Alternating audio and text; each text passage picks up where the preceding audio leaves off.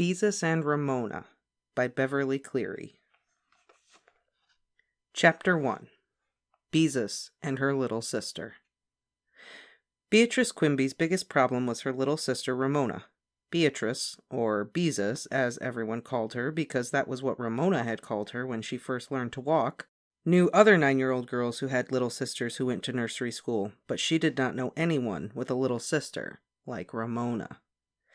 Beezus felt the biggest trouble with 4-year-old Ramona was that she was just plain exasperating. If Ramona drank lemonade through a straw, she blew into the straw as hard as she could to see what would happen. If she played with her finger paints in the front yard, she wiped her hands on the neighbor's cat. That was the sort of exasperating thing Ramona did.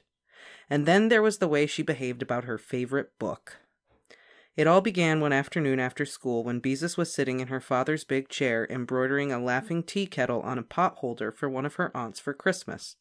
She was trying to embroider this one neatly because she planned to give it to Aunt Beatrice, who was Mother's younger sister and Beezus's most special aunt. With gray thread, Beezus carefully outlined the steam coming from the tea kettle spout and thought about her pretty young aunt, who was always so gay and so understanding. No wonder she was Mother's favorite sister. Beezus hoped to be exactly like Aunt Beatrice when she grew up. She wanted to be a 4th-grade teacher and drive a yellow convertible and live in an apartment house with an elevator and a buzzer that opened the front door. Because she was named after Aunt Beatrice, Beezus felt like she might be like her in other ways, too. While Beezus was sewing, Ramona, holding a mouth organ in her teeth, was riding around the living room on her tricycle. Since she needed both hands to steer the tricycle, she could blow in and out on only one note. This made the harmonica sound as if it were groaning, "Oh dear, over and over. Beezus tried to pay no attention. She tied a small knot in the end of a piece of red thread to embroider the tea kettle's laughing face. "Conceal a knot as you would a secret," Grandmother always said. Inhaling and exhaling into her mouth organ, Ramona closed her eyes and tried to pedal around the coffee table without looking. "Ramona!" cried Beezus. "Watch where you're going!" When Ramona crashed into the coffee table, she opened her eyes again. Oh dear, moaned the harmonica. Around and around pedaled Ramona, inhaling and exhaling. Beezus looked up from her potholder. "Ramona, why don't you play with Bendix for a while?" Bendix was Ramona's favorite doll. Ramona thought Bendix was the most beautiful name in the world. Ramona took the harmonica out of her mouth. "No," she said. "Read my Scoopy book to me." "Oh, Ramona, not Scoopy," protested Beezus. "We've read Scoopy so many times." Instead of answering, Ramona put her harmonica between her teeth again and pedaled around the room, inhaling and exhaling. Beezus had to lift her feet every time Ramona rode by. The knot in Beezus's thread pulled through the material of her potholder, and she gave up trying to conceal it as she would a secret, and tied a bigger knot. Finally, tired of trying to keep her feet out of Ramona's way, she put down her embroidery. "All right, Ramona," she said. "If I read about Scoopy, will you stop riding your tricycle around the living room and making so much noise?" "Yes," said Ramona, and climbed off her tricycle. She ran into the bedroom she shared with Beezus and returned with a battered, dog-eared, sticky book, which she handed to Beezus. Then she climbed into the big chair beside Beezus and waited expectantly. Reflecting that Ramona always managed to get her own way, Beezus gingerly took the book and looked at it with a feeling of great dislike. It was called The Littlest Steam Shovel. On the cover was a picture of a steam shovel with big tears coming out of its eyes. How could a steam shovel have eyes? Beezus thought, and, scarcely looking at the words, began, for what seemed like the 100th or maybe 1,000th time. "Once there was a little steam shovel named Scoopy. One day Scoopy said, 'I do not want to be a steam shovel. I want to be a bulldozer.'" "You skipped," interrupted Ramona. "No, I didn't," said Beezus. "Yes, you did," insisted Ramona. "You're supposed to say, 'I want to be a big bulldozer.'" "Oh, all right," said Beezus crossly. "I want to be a big bulldozer." Ramona smiled contentedly, and Beezus continued to read. "Grrr," said Scoopy, doing his best to sound like a bulldozer. Beezus read on through Scoopy's failure to be a bulldozer. She read about Scoopy's wanting to be a trolley bus. "Beep, beep," honked Ramona. "A locomotive." "Ahooey, ahooey," wailed Ramona. "And a pile driver." "Clunk, clunk," shouted Ramona. Beezus was glad when she finally reached the end of the story, and Scoopy learned that it was best for little steam shovels to be steam shovels. There, she said with relief, and closed the book. She always felt foolish trying to make noises like machinery. Clunk, clunk, yelled Ramona, jumping down from the chair. She pulled her harmonica out of her overalls and climbed on her tricycle. Oh dear, she inhaled and exhaled. Ramona, cried Beezus, you promised you'd stop if I read Scoopy to you. I did stop, said Ramona when she had taken the harmonica out of her mouth. Now read it again. Ramona Geraldine Quimby, Beezus began and stopped. It was useless to argue with Ramona. She wouldn't pay any attention. Why do you like that story anyway? Beezus asked. Steam shovels can't talk, and I feel silly making all those noises. I don't, said Ramona, and wailed, Ahoy! Ahoy! with great feeling before she put her harmonica back in her mouth. Beezus watched her little sister pedal furiously around the living room, inhaling and exhaling. Why did she have to like a book about a steam shovel anyway? Girls weren't supposed to like machinery. Why couldn't she like something quiet, like Peter Rabbit?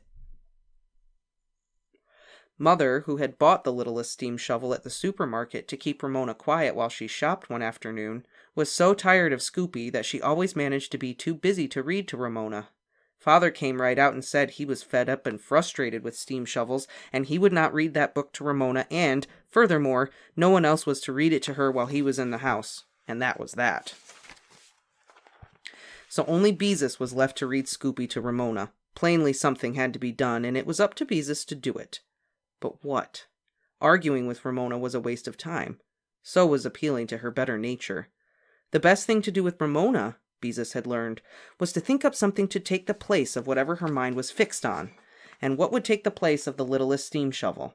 Another book, of course. A better book. And the place to find it was certainly the library. Ramona, how would you like me to take you to the library to find a different book? Beezus asked. She really enjoyed taking Ramona places, which, of course, was quite different from wanting to go someplace herself and having Ramona insist on tagging along. For a moment, Ramona was undecided. Plainly, she was torn between wanting the littlest steam shovel read aloud again and the pleasure of going out with Beezus. Okay, she agreed at last. Get your sweater while I tell Mother, said Beezus. Clunk, clunk, shouted Ramona happily. When Ramona appeared with her sweater, Beezus stared at her in dismay. Oh no, she thought. She can't wear those to the library. On her head, Ramona wore a circle of cardboard with 2 long paper ears attached. The inside of the ears were colored with pink crayon, Ramona's work at nursery school. I'm the Easter Bunny, announced Ramona. Mother, wailed Beezus. You aren't going to let her wear those awful ears to the library. Why, I don't see why not. Mother sounded surprised that Beezus should object to Ramona's ears. They look so silly. Who ever heard of the Easter Bunny in September? Beezus complained as Ramona hopped up and down to make her ears flop. I just hope we don't meet anyone we know, Beezus thought as they started out the front door. But the girls had no sooner left the house when they saw Mrs. Wisser, a lady who lived on the next block, coming toward them with a friend. It was too late to turn back. Mrs. Wisser had seen them and was waving. Why, hello there, Beatrice, Mrs. Wisser said when they met. I see you have a dear little bunny with you today. Yes. Beezus didn't know what else to say. Ramona obligingly hopped up and down to make her ears flop. Mrs. Wisser said to her friend, as if Beezus and Ramona couldn't hear, Isn't she adorable? Both children knew who Mrs. Wisser was talking about. If she'd been talking about Beezus, she would have said something quite different. Such a nice girl, probably. A sweet child. Adorable? Never. Just look at those eyes, said Mrs. Wisser. Ramona beamed. She knew whose eyes they were talking about. Beezus knew too. But she didn't care. Mother said blue eyes were just as pretty as brown. Mrs. Wisser leaned over to Ramona. What color are your eyes, sweetheart? She asked. Brown and white, said Ramona promptly. Brown and white eyes, exclaimed the friend. Isn't that cunning? Beezus had thought it was cunning the first time she heard Ramona say it, about a year ago. Since then, she'd given up trying to explain to Ramona that she wasn't supposed to say she had brown and white eyes, because Ramona always answered, "My eyes are brown and white," and Beezus had to admit that, in a way, they were. "And what is the little bunny's name?" asked Mrs. Whistler's friend. "My name is Ramona Geraldine Quimby," answered Ramona, and then added generously, "My sister's name is Beezus." "Beezus!" exclaimed the lady. "What an odd name! Is it French?" "Oh, no," said Beezus, wishing, as she so often did, that she had a more common nickname like Betty or Patsy. She explained as quickly as she could how she happened to be called Beezus. Ramona did not like to lose the attention of her audience. She hitched up the leg of her overalls and raised her knee. "See my scab?" she said proudly. "I fell down and hurt my knee, and it bled and bled." "Ramona!" Beezus was horrified. "You aren't supposed to show people your scabs." "Why?" said Ramona. That was one of the most exasperating things about Ramona. She never seemed to understand what she was not supposed to do. "It's a very nice scab," said Mrs. Whistler's friend, but she did not look as if she really thought it was nice. "Well, we must be going," said Mrs. Whistler. "Goodbye, Mrs. Whistler," said Beezus politely, and hoped that if they met anyone else they knew, she could somehow manage to hide Ramona behind a bush. "Goodbye, Ramona," said Mrs. Whistler. "Goodbye," said Ramona, and Beezus knew that she felt that a girl who was 4 years old was too grown up to say bye-bye. Except for holding Ramona's hand crossing the streets, Beezus lingered behind her the rest of the way to the library. She hoped that all the people who stopped and smiled at Ramona would not think that they were together. When they reached the Glenwood Branch Library, she said, "Ramona, wouldn't you like me to carry your ears for you?" "No," said Ramona flatly. Inside the library, Beezus hurried Ramona into the boys and girls section and seated her on a little chair in front of the picture books. "See, Ramona," she whispered. "Here's a book about a duck. Wouldn't you like that?" "No," said Ramona in a loud voice. Beezus's face turned red with embarrassment when everyone in the library looked at Ramona's ears and smiled. "Shh," she whispered as Mrs. Griever, the grown-ups librarian, frowned in their direction. "You're supposed to speak quietly in the library." Beezus selected another book. "Look, Ramona, here's a funny story about a kitten that falls into the goldfish bowl. Wouldn't you like that?" "No," said Ramona in a loud whisper. "I want to find my own book." If only Miss Evans, the children's librarian, was here, she would know how to select a book for Ramona. Beezus noticed Miss Griever glance disapprovingly in their direction while the grown-ups watched Ramona and smiled. "All right, you can look," Beezus agreed to keep Ramona quiet. "I'll go find a book for myself." When Beezus had selected her book, she returned to the picture book section, which was where she found Ramona sitting on the bench with both arms clasped around a big flat book. "I found my book," she said, and held it up for Beezus to see. On the cover was a picture of a steam shovel with its jaws full of rocks. The title was Big Steve the Steam Shovel. "Oh, Ramona," whispered Beezus in dismay. "You don't want that book." "I do too," insisted Ramona, forgetting to whisper. "You told me I could pick out my own book." Under the disapproving stare of Miss Griever, Beezus gave up. Ramona was right. Beezus looked with distaste at the big orange-colored book in its stout library binding. At least it would be due in 2 weeks. But Beezus did not feel very happy at the thought of 2 more weeks of steam shovels. And it just went to show how Ramona always got her way. Beezus took her book and Ramona's to Miss Griever's desk. "Is this where you pay for the books?" asked Ramona. "We don't have to pay for the books," said Beezus. "Are you going to charge them?" Ramona asked. Beezus pulled her library card out of her sweater pocket.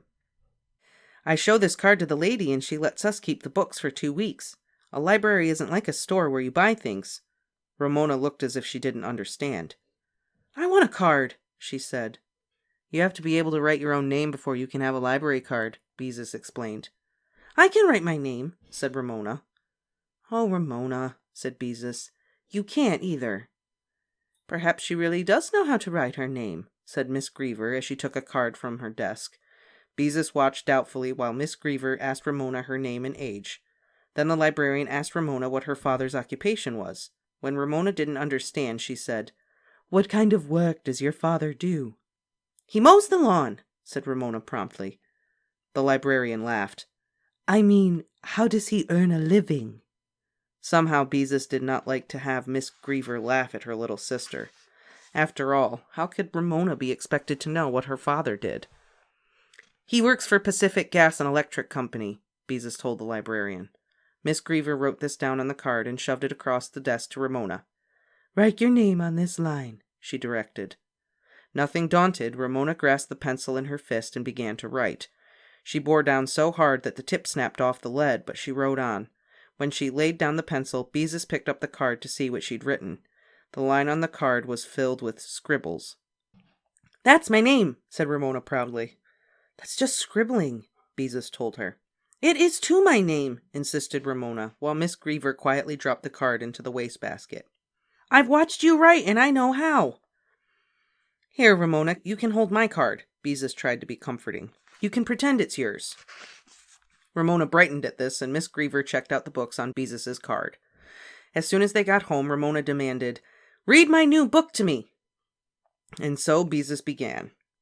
Big Steve was a steam shovel. He was the biggest steam shovel in the whole city. When she finished the book, she had to admit she liked Big Steve better than Scoopy. His only sound effects were tooting and growling. He tooted and growled in big letters on every page. Big Steve did not shed tears or want to be a pile driver. He worked hard at being a steam shovel, and by the end of the book, Beezus had learned a lot about steam shovels. Unfortunately, she didn't want to learn about steam shovels. Oh well, she guessed she could stand 2 weeks of Big Steve. Read it again, said Ramona enthusiastically. I like Big Steve. He's better than Scoopy. How would you like me to show you how to really write your name? Beezus asked, hoping to divert Ramona from steam shovels. Okay, agreed Ramona. Beezus found pencil and paper and wrote Ramona in large, careful letters across the top of the paper. Ramona studied it critically. I don't like it, she said at last. But that's the way your name is spelled, Beezus explained. You didn't make dots and lines, said Ramona. Seizing the pencil, she wrote more scribbles. But Ramona, you don't understand. Beezus took the pencil and wrote her own name on the paper. You've seen me write Beatrice, which has an I and a T in it. See, like that. You don't have an I or a T in your name because it isn't spelled that way. Ramona looked skeptical. She grabbed the pencil again and wrote with a flourish, more scribbles. That's my name because I like it, she announced. I like to make dots and lines. Lying flat on her stomach on the floor, she proceeded to fill the paper with I's and T's. But nobody's name is spelled with just... Beezus stopped. What was the use? Trying to explain spelling and writing to Ramona was too complicated. Everything became difficult when Ramona was around, even an easy thing like taking a book out of the library. Well, if Ramona was happy thinking her name was spelled with I's and T's, she could go ahead and think it. The next 2 weeks were fairly peaceful. Mother and Father soon tired of tooting and growling, and, like Beezus, they looked forward to the day Big Steve was due back at the library. Father even tried to hide the book behind the radio, but Ramona soon found it. Beezus was happy that one part of her plan had worked. Ramona had forgotten the littlest steam shovel now that she had a better book. On Ramona's second trip to the library, perhaps Miss Evans could find a book that would make her forget steam shovels entirely. As for Ramona, she was perfectly happy. She had 3 people to read aloud a book she liked, and she spent much of her time covering sheets of paper with I's and T's. Sometimes she wrote in pencil, sometimes in crayon, and once she wrote in ink until her mother caught her at it. Finally, to the relief of the rest of the family, the day came when Big Steve had to be returned. Come on, Ramona, said Beezus. It's time to go to the library for another book. I have a book, said Ramona, who was lying on her stomach, writing her version of her name on a piece of paper with purple crayon. No, it belongs to the library, Beezus explained, glad for once Ramona couldn't possibly get her own way. It's my book, said Ramona, crossing several T's with a flourish. Beezus is right, dear, observed Mother. Run along and get Big Steve. Ramona looked sulky, but she went into the bedroom. In a few minutes she appeared with Big Steve in her hand and a satisfied expression on her face. It's my book, she announced. I wrote my name in it. Mother looked alarmed. What do you mean, Ramona? Let me see. She took the book and opened it. Every page in the book was covered with enormous purple T's and I's in Ramona's best handwriting. "Mother!" cried Beezus. "Look at what she's done! And in crayon, so it won't erase!" "Ramona Quimby," said Mother, "you're a very naughty girl. Why would you do something like that?" "It's my book," said Ramona stubbornly. "I like it." "Mother, what am I going to do?" Beezus demanded. "It's checked out in my card and I'm responsible. They won't let me take any more books out of the library, and I won't have anything to read, and it'll be all Ramona's fault. She's always spoiling my fun, and it isn't fair." Beezus didn't know what she would do without her library card. She couldn't get along without library books. She just couldn't, that was all. "I do not spoil your fun," stomped Ramona. "You have all the fun. I can't read, and it isn't fair." Ramona's words ended in a howl as she buried her face in her mother's skirt. "I couldn't read when I was your age, and I didn't have someone to read to me all the time, so it is too fair," argued Beezus. "You always get your own way because you're the youngest." "I do not," shouted Ramona.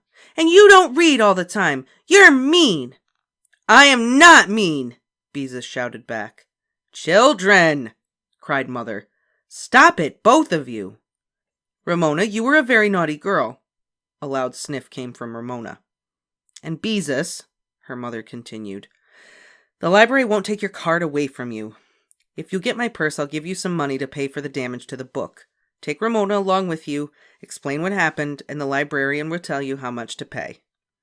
This made Beezus feel better. Ramona sulked all the way to the library, but when they got there, Beezus was pleased to see that Miss Evans, the children's librarian, was sitting at the desk. Miss Evans was the kind of librarian who would understand about little sisters. "Hello, Beatrice," said Miss Evans. "Is this your little sister I've heard so much about?" Beezus wondered what Miss Evans had heard about Ramona. "Yeah, this is Ramona," she said, and went on hesitantly. "And Miss Evans, "I'm a bad girl," interrupted Ramona, smiling winningly at the librarian. "Oh, you are," said Miss Evans. "What did you do?" "I wrote in a book," said Ramona, not the least bit ashamed.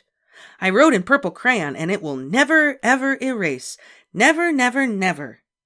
Embarrassed, Beezus handed Miss Evans Big Steve the steam shovel.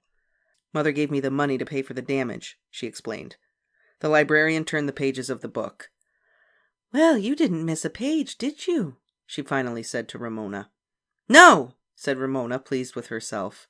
"And it will never, never—" "I'm awfully sorry," said Beezus. "After this, I'll try to keep our library books where she can't reach them." Miss Evans consulted a file of little cards in the drawer. "Since every page in the book was damaged, and the library can no longer use it, I'll have to ask you to pay for the whole book. I'm sorry, but this is the rule. It will cost $2.50. $2.50?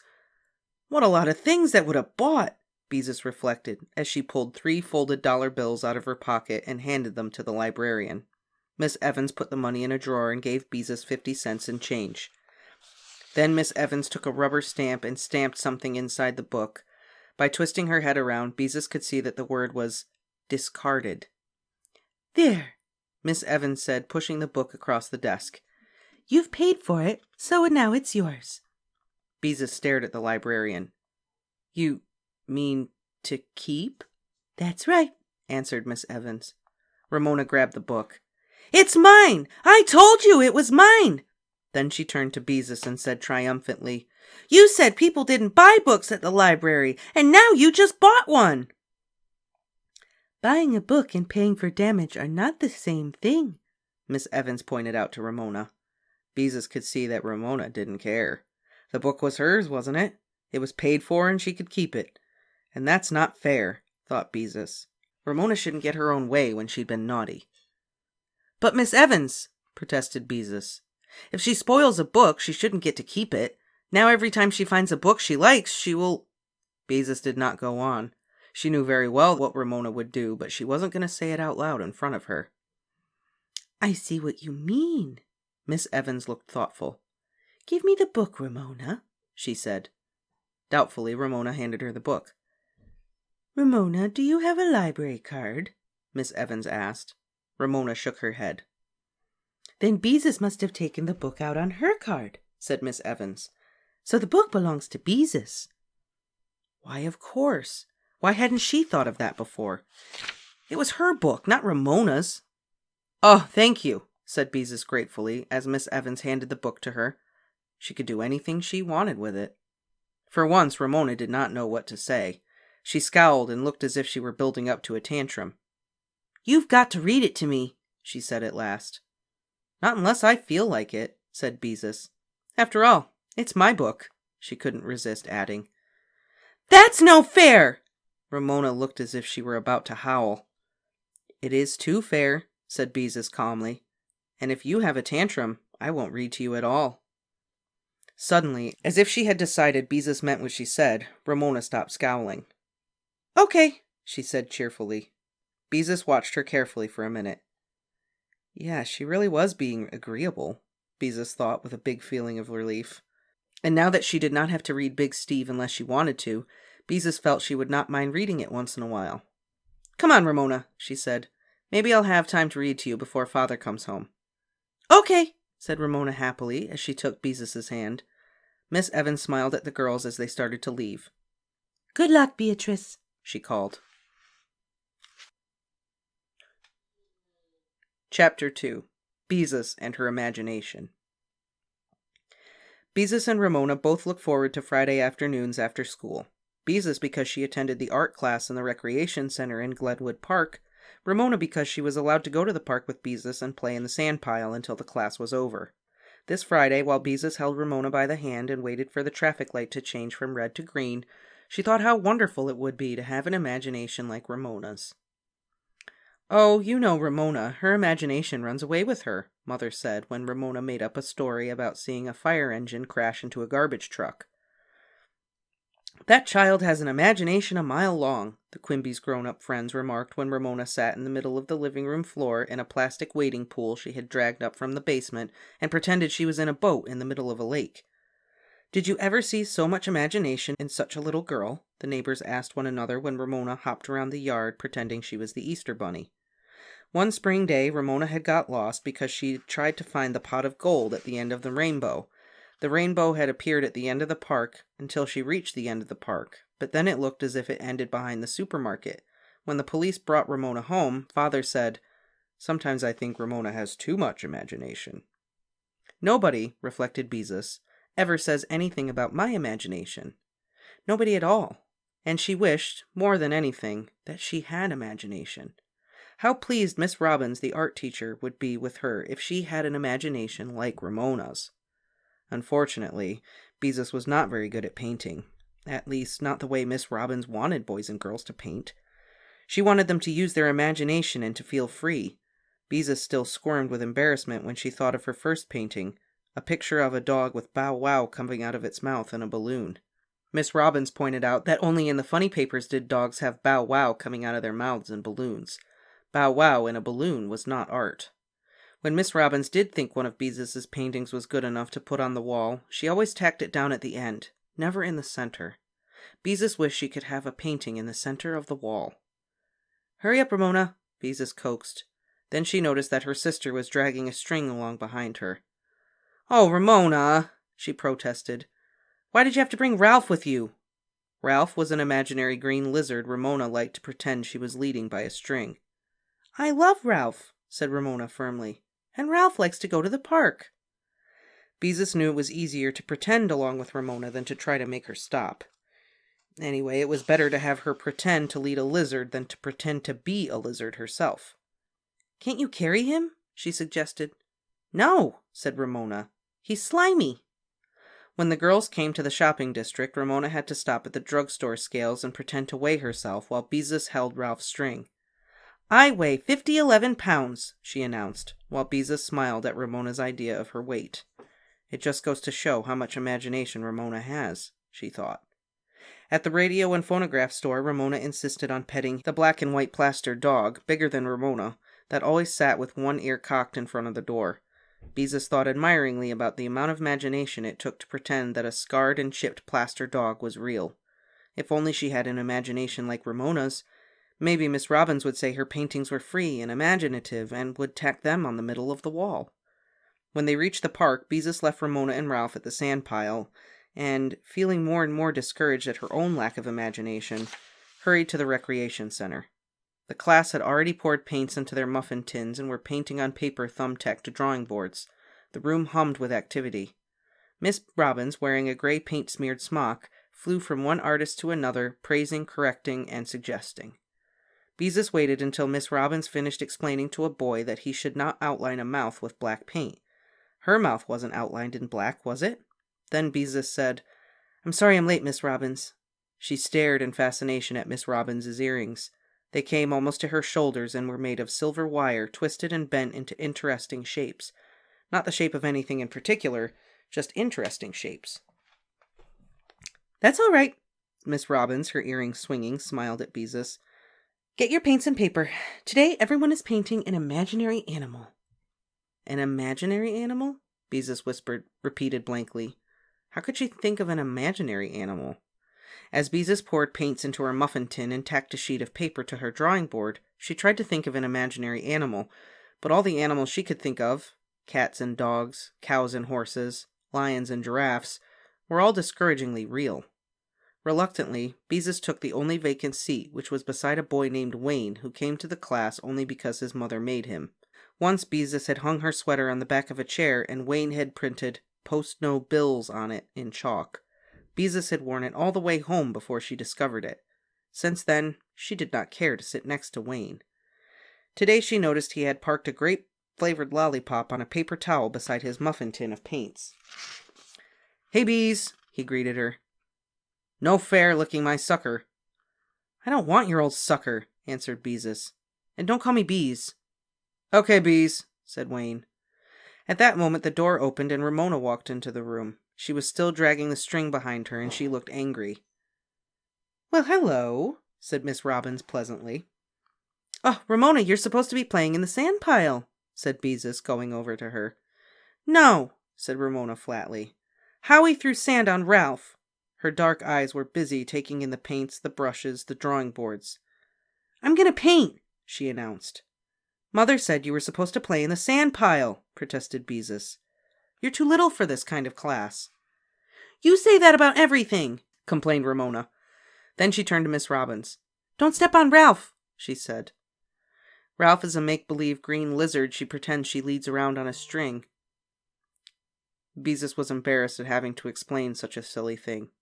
Miss Robbins laughed. "Well, there's a little girl with a lot of imagination. How would you like to paint a picture of Ralph for us, Ramona?" Beezus could not help feeling annoyed. Miss Robbins was letting Ramona stay in the class, the one place where she was never allowed to tag along. Miss Robbins would probably like her painting because it would be so full of imagination. Ramona's pictures, in fact, were so full of imagination that it took even more imagination to tell what they were. Ramona beamed at Miss Robbins, who found a drawing board for her and a stool, which she placed between Beezus and Wayne. She lifted Ramona onto the stool. "There, now you can share your sister's paints." Ramona looked impressed at being allowed to paint with such big boys and girls. She sat quietly on her stool, watching everything around her. Maybe she'll behave herself after all, thought Beezus, as she dipped her brush into blue paint. And now I don't have to sit next to Wayne. Since Beezus still had not thought of an imaginary animal, she thought she'd start with the sky. "Do the sky first," Beezus whispered to Ramona, who looked as if she did not know how to begin. Then Beezus faced her own work, determined to be free and imaginative. To be free on a piece of paper was not as easy as it sounded, she thought. Miss Robbins always said to start with the big areas of a picture and paint them bravely and boldly, so Beezus spread the sky on her paper with brave, bold strokes. Back and forth across the paper she swept her brush. Brave and bold and free. That was the way to do it. Her sky turned out to be too wet, so while it dried a little, Beezus looked at what the other boys and girls were doing. Celia, who sat on her left, had already filled in a brave, bold background of pink, which she had sprinkled with big purple dots. Now she was painting a long gray line that wound all over her paper, in and out and around the dots. "What's that supposed to be?" whispered Beezus. "I'm not sure yet," answered Celia. Beezus felt better, because Celia was the kind of girl who usually knew exactly what she was doing and whose pictures were often tacked in the center of the wall. The boy on the other side of Celia, who always wanted to paint airplanes, was painting what looked like a giraffe made of pieces of machinery, and another boy was painting a thing that had two heads. Beezus looked across Ramona to Wayne. He'd not bothered with a sky at all. He'd painted a hen.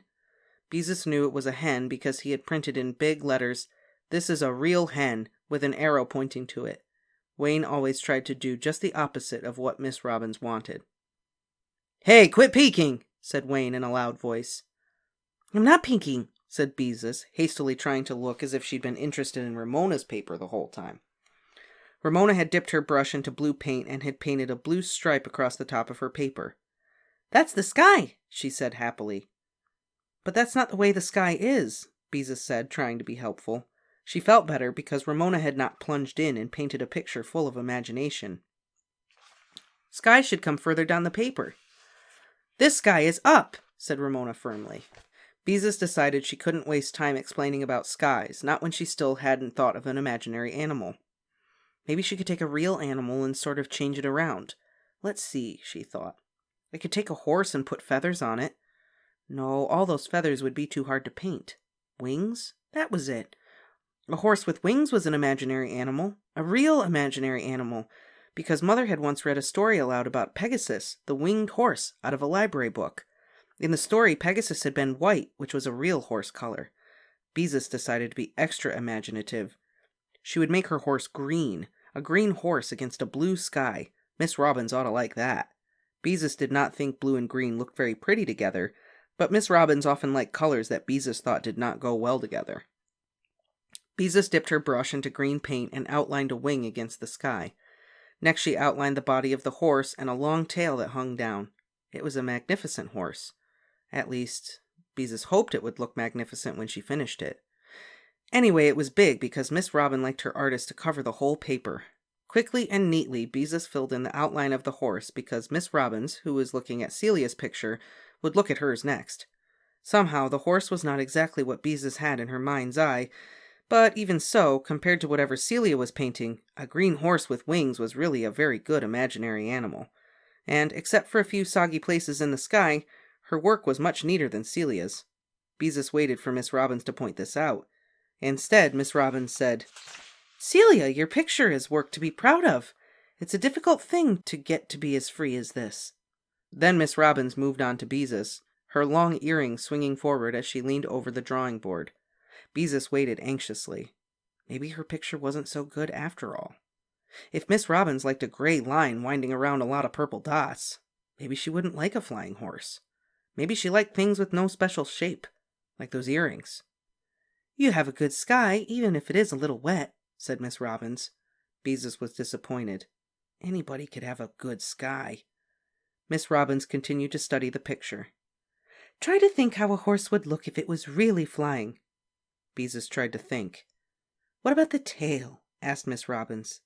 "Wouldn't the tail fly out behind instead of hanging down?" "Especially if the wind blew real hard," said Wayne. "Can't you make the horse look rounder?" asked Miss Robbins. "Think of how a horse looks with the sun shining on him. Part of him would be in the shadow." "Not that horse," said Wayne. "She just copied it off a Mobile gas billboard, only she made it green instead of red." "I did not," said Beezus indignantly. Then she stared down at her painting again. Now that Wayne had pointed it out, she could see her horse did look like the one on the Mobile gas billboard at the service station where her father bought gasoline. He was a flat cardboard horse, not a magnificent horse at all. Her horse wasn't even as good as the horse on the billboard, because instead of a flying tail, he had a tail that hung down like a mop. "All right, Wayne," said Miss Robbins. "I'm sure Beezus did not mean to copy anything from a billboard." "No, I didn't," said Beezus mournfully. "I was only trying to change a real animal around to make it imaginary, but I just don't have any imagination is all." "Why, Beezus, of course you have imagination." Miss Robbins sounded shocked at the idea of anyone's not having imagination. "My little sister has lots of imagination," said Beezus.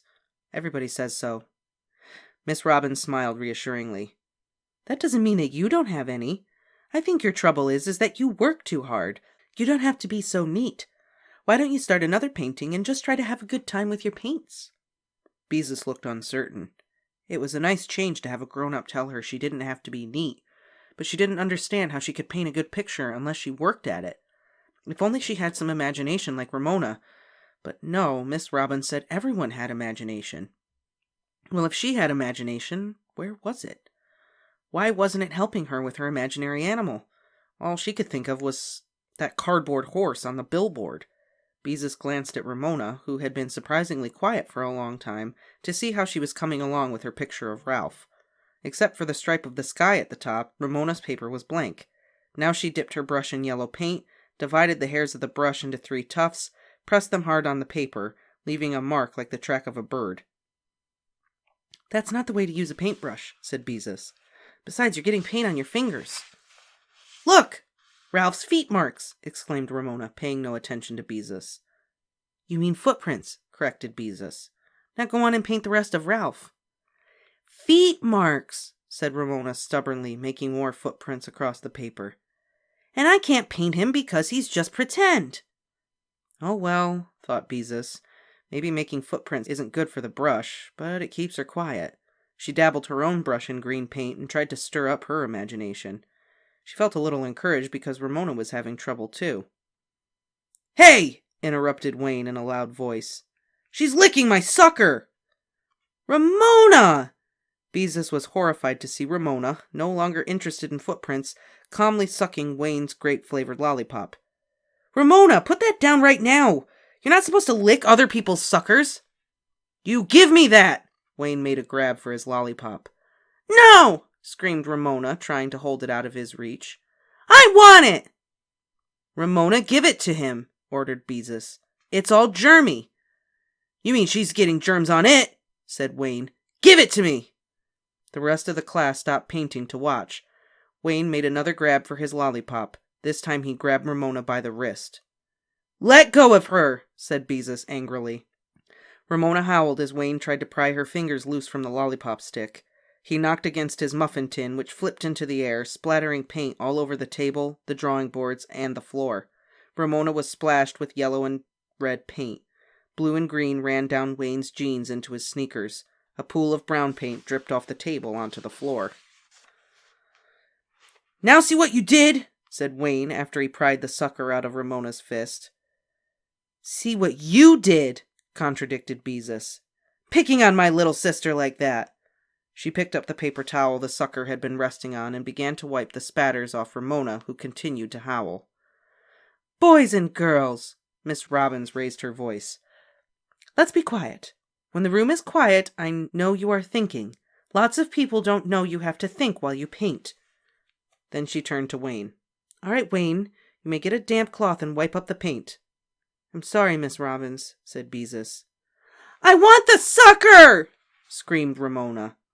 Suddenly Beezus decided that she had had enough. This was the one place where Ramona was not supposed to be. She was supposed to play in the sand pile. Mother had said so. She was not supposed to upset the class and spoil everything with one of her tantrums. Beezus made up her mind she was going to do something about it, and right now, too, though she didn't know what. "Ramona, stop that this instant," Beezus ordered. "Go out and play in the sand pile where you belong, or I'll... Frantically, Beezus tried to think of what she could do. Then she had an inspiration. "Or I'll tickle you," she finished. "I guess I do have some imagination after all," she thought triumphantly. Instantly, Ramona stopped crying. She hugged herself and stared at Beezus. "Don't tickle, Beezus," she begged. "Please don't tickle." "Then go out and play in the sand pile like Mother says you're supposed to," said Beezus. "Don't tickle!" shrieked Ramona as she scrambled down from her stool and ran out the door. "Well," thought Beezus, "it worked. It really worked." Feeling suddenly lighthearted, she tacked a fresh sheet of paper to her drawing board and sat staring at it. Maybe Ramona didn't have so much imagination after all, if she couldn't draw a picture of an imaginary green lizard. Well, if Ramona couldn't paint a picture of Ralph, she could. Ramona was not the only one in the family with imagination, so there. Beezus seized her brush and painted another sky with bold, free strokes. Then she dipped her brush into green paint and started to outline a lizard on her paper. Let's see. What did a lizard look like? She couldn't remember. It didn't matter much anyway, not for an imaginary animal. She had started the lizard with such brave, bold strokes that it now took up most of the paper and looked more like a dragon. Beezus promptly decided the animal was a dragon. Dragons breathed fire, but she did not have any orange paint, and she was so late in starting the picture that she didn't want to take time to mix any. She dipped her brush into pink paint instead and made flames come out of the dragon's mouth. Only they didn't look like flames. They looked more like spun sugar candy Beezus had once eaten at the circus, and a dragon breathing clouds of pink candy was more fun than an ordinary fire-breathing dragon. Forgetting everyone around her, Beezus made the pink clouds bigger and fluffier. Dragons had pointed things down their backs, so Beezus made a row of spines down the back. But they didn't look quite right. More like slanting sticks than spines. Lollipop sticks, of course. At that, Beezus laughed to herself. Naturally, a dragon that breathed pink spun sugar would have lollipops down its back. Eagerly, she dipped her brush into red paint and put a strawberry lollipop on one of the sticks. She painted a different flavor on each stick, finishing with a grape-flavored lollipop like the one Wayne and Ramona had shared. Then she held her painting board at arm's length. She was pleased with her dragon. It was funny and colorful and really imaginary.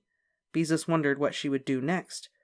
Then she remembered that Miss Robbins often said it was important for an artist to know when to stop painting. Maybe she'd spoil her picture if she added anything. No, just one more touch. She dipped her brush in yellow paint and gave the dragon an eye. A lemon drop eye. There!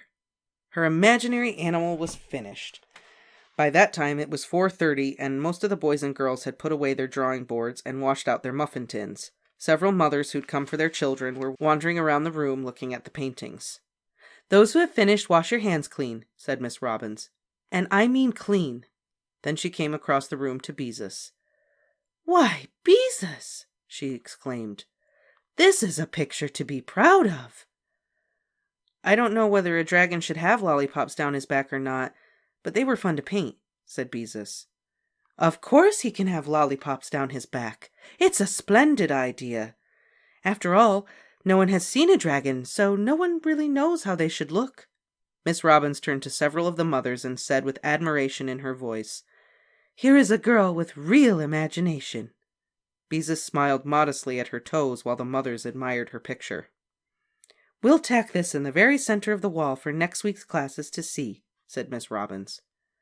"It was fun to paint," confided Beezus, her face flushed with pleasure. "Of course it was," said Miss Robbins as she carefully placed the picture in the center of the wall. "Didn't I tell you you worked too hard at painting before?" Beezus nodded.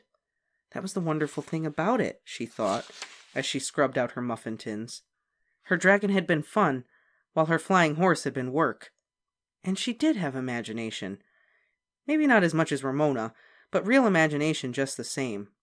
"Here's a girl with real imagination," Miss Robbins had said. "A girl with real imagination.